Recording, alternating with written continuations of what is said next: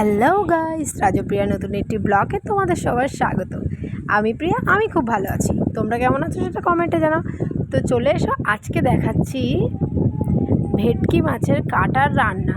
তোমরা হয়তো ভাবতে পারো যে এ বাবা, এটা আবার কেমন খাবার, কি করে এবার রান্না করে।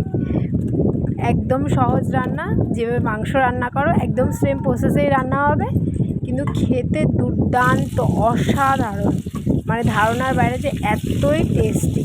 তো আসো দেখি কিভাবে রান্না করলাম। আমি তো জানি, তোমাদেরও একটু দেখাই। আর এখানে শুধু আমার কাটা নেই, মানে মাছটাও আছে।